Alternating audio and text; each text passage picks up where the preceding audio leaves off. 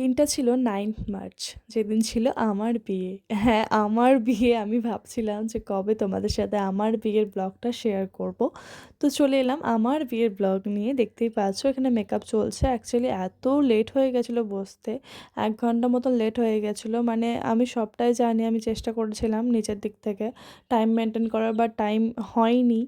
একটু রাত করে যদি লগ্নটা হতো তাহলে বেটার হতো। তো যাই হোক, আমার কিন্তু মেকআপটা নিজের ভীষণই পছন্দ হয়েছে।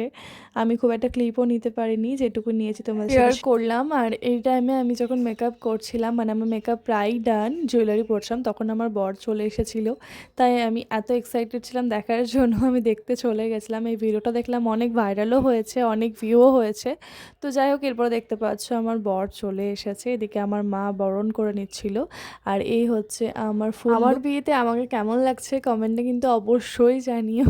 আমি খুব এক্সাইটেড ছিলাম সাজার জন্য, মানে কেমন কী লাগবে আমাকে। যাই হোক, আমি টোটালটা বলে দিয়েছিলাম যে আমি কেমন কী করবো, আর মেকআপ, হেয়ার স্টাইল তো সেরকমই করে দিয়েছিল সেম। মৌসুমীদির হাতের কাজ খুবই ভালো। আমি একবার শ্যুটও করেছিলাম মৌসুমীদির কাছে, আর ব্রাইডালটাও সাজলাম। তো দেখতেই পাচ্ছ এখানে আমার শ্বশুরমশাই আমাকে আশীর্বাদ করছিল। তো আমার এতটা জল চেষ্টা পেয়েছিলাম, যেহেতু সারাদিন কিছুই খাইনি, তাই আমি 1 গ্লাস জল খেয়ে নিয়েছিলাম। আশীর্বাদ করার টাইমে আমার কাছে মিষ্টির থেকেও বেশি জলটা মানে দরকার ছিল বেশি, তো আমি 1 গ্লাস জল ওই জন্য খেয়ে নিয়েছিলাম। এদিকে আমাকে আশীর্বাদ করে দিয়ে দিয়েছিল কানের, এই ব্যাগটার মধ্যে কানের ছিল। এরপরে আমার শ্বশুরমশাই চলে গেছিলো বাড়ি, যেহেতু শাশুড়িমা একা ছিল। আর এদিকে এই যে মালাটা দেখতে পাচ্ছ, ওই মালাটা আমাকে আমার বৌদিভাই গিফট করেছে বিয়েতে। তো আমি তাই বলছিলাম আমাকে মালাটা একটু পরিয়ে দাও, পরিয়ে দিচ্ছিলো। মালাটা এত সুন্দর হয়েছে যে সব কিছুর সাথেই পরা যায়। তো দেখতেই পাচ্ছ এখানে আমাকে আমার বৌদিভাই মালাটা পরিয়ে দিচ্ছিল। আমার বিয়েতে আমি যে গয়নাগুলো পরেছিলাম সেগুলো কিন্তু আমি সেট সেট করে পরেছিলাম। আমার বৌদিভাই মালাটাও বেশ অ্যাডজাস্ট হয়ে গেল, ওর মধ্যে বেশ ভালোই লাগছিল দেখতে। তো এরপরে আমাকে বৌদিভাই ফুলের যে মালাটা হয় সেটা পরিয়ে দিচ্ছিল। এরপরে শোলার মালাটাও পরিয়ে দিচ্ছিল, যেহেতু বিয়েতে দুটো মালা পরতে হয়, একটা শোলার আর একটা ফুলের। তো দেখতে পাচ্ছ আমার এখানে মালা পরা হয়ে গেছে। হ্যাঁ, ঘোমটাটার জন্য একটু প্রবলেম হচ্ছিল, তারপর আবার ঠিক হয়ে গেল। আর এরপর আমি চলে গেছিলাম নিচে, মানে ছাদনাতলাতে বিয়েতে বসার আগে যে শুভ দৃষ্টি হয় সেটার জন্য। তো আমি এখানে পিঁড়িতে বসে পড়েছিলাম, তারপরে ভাবছিলাম যে ওঠা হবে কী করে, মানে কীভাবে ওরা তুলবে। তো এরপরে আবার প্ল্যান হয় যে ওরা একটু পিঁড়িটা তোলে, তারপরে আবার আমি বসি, তারপরে ঠিক হয়ে যায়। তো দেখতে পাচ্ছ এখানে আমি চলে এসেছি।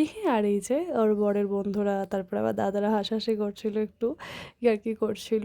দেখতেই পাচ্ছ আমার বরকে নিয়ে এই ধাক্কাধাক্কি দিচ্ছিল। আর এরপরে যে নিয়মটা হয় যে মানে উপরে তোলা আর নিচে নামানো, সেটা করার পরে টাইম আসে শুভ দৃষ্টির। তো হ্যাঁ, এই যে শুভ দৃষ্টির জন্য দেখতে পাচ্ছ গামছা দিয়ে ঢাকা হয়ে গেছিলো। আর এরপরে আমাকে বললো পানের পাতাটা সরাতে। তো সরানোর পরে একটু মিচকি হাসি দিলাম আর কি।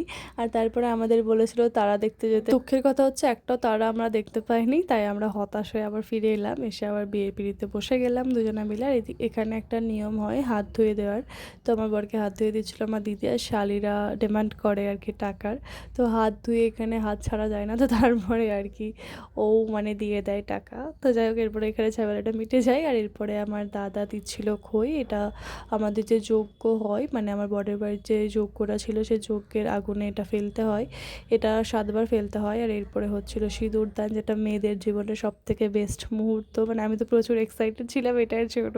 তো আমি তো একটু রাগারাগি করছিলাম, আমি জিজ্ঞেস করছিলাম মাসিমাকে, দেখতো ঠিক আছে নাকি, ঠিক পরিয়েছে নাকি। তারপর বললো না না ঠিকই পরিয়েছে। তারপরে আবার মুখের দিকে তাকিয়ে দেখছি সিঁদুরটা ঠিক পড়েছে কিনা। মানে অ্যাকচুয়ালি বিয়ের আগে ওকে এত বলেছিলাম সিঁদুরটা যেন ঠিকঠাক মানে পড়ে কপালে। তো যাই হোক, ঠিকই ছিল মোটামুটি। আর এদিকে দেখতে পাচ্ছ আশীর্বাদ করা হচ্ছিল আমাদের বিয়ের পর। তো এখানে মা, দি সবাই আমাদের আশীর্বাদ করে। মিষ্টি খাওয়ার বিয়ে, তো মানে বিয়ে মানেই মিষ্টি খেয়ে যেতে হবে, খেয়ে যেতে হবে। তো মিষ্টি খেতে খেতে বোর হয়ে গেছিলাম, সত্যি বলছি।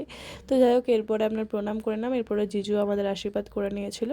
আর এই যে আমাকে দেখতে পাচ্ছি, আমি একটা আয়নার সামনে এসে ভিডিও বানাবো ভাবছিলাম, বাট সেটা আর হয়ে উঠছিল না। তাও করেছি যেটুকু করার, মানে মোটামুটি করেছি, একবারে না করা হয়নি। সেগুলো পোস্টও করেছি, তোমরা দেখতে পাচ্ছ। এই যে আমার দি। আর এদিকে আমরা খেতে বসে পড়েছিলাম। তো এই যে আমাদের বিয়ের মেনু দেখতেই পাচ্ছ, এটা ছিল আমাদের বাড়ির বিয়ের মেনু। খাওয়া দাওয়া করার পর এবার শ্বশুর বাড়ি যাওয়ার পালা। তাই ওই যে চাল দিয়ে বলতে হয় রিং শোধ করব। সত্যি বলতে মায়ের রিং কখনো শোধ করা যায় না, আর যাবেও না, সেটাই আমি বলছিলাম। আর যেহেতু বরের বাড়ি একদম কাছে, তাই আমার মনটা বলতে পারো বেশ এনার্জিই ছিল। বাট হয় না, মানে সবশেষে একটা দুঃখ থেকেই যায়, যতই যেটা মানে নিজেকে সান্ত্বনা দিয়ে এটা ওটা বলে যে এই তো কাছে বাড়ি চলে আসবো, বাট সেইটা তো আর হবে না। যে আইবুড়ো যে জীবনটা কাটিয়েছি, সেই জীবনটা তো আর ফেরত পাবো না, একটা অন্য জীবনে চলে যাচ্ছি।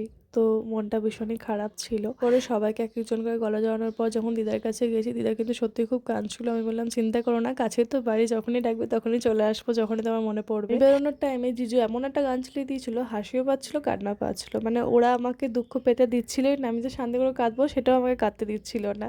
তো যাই হোক, এরপরে গাড়িতে উঠে যাচ্ছিলাম, দেখতেই পাচ্ছ আমি এখানে গাড়িতে উঠে গেছি। গাড়িতে ওঠার পর এত কান্না পাচ্ছিল বলে বোঝানোর মতন না। আমার সত্যি খুব দুঃখ হচ্ছিল। মনে হচ্ছিল আর তো এই জীবনটা ফিরে পাবো না। এই যে বিয়ে হওয়ার আগে যে লাইফটা, মা বাবা খুব মিস করছিলাম, যে একসাথে থাকা। পরে আমার বর আমাকে এটা ওটা বোঝালো, তারপরে আমার কান্নাটা থামলো। আর এরপরে চলে এসেছিলাম শ্বশুর বাড়িতে। তো এরপরে দেখতেই পাচ্ছ আমার ঘরে আমি চলে এসেছি। তো ও একটু হেল্প করে দিচ্ছিল, আমি বললাম একটু খুলে দাও। আর এত সাজগোজ, বাপরে, মানে খুলতে খুলতে 1 ঘন্টা লেগে গেছে। তো এরপর একটু ভিডিও করে নিচ্ছিলাম, ভাবলাম যে এই চেহারাটা তো আর ফেরত পাবো না, মানে এই যে সাজটা, মানে এটা আলাদাই স্মৃতি হয়ে থাকবে। তো এই ছিল ভিডিও, টাটা বাই বাই।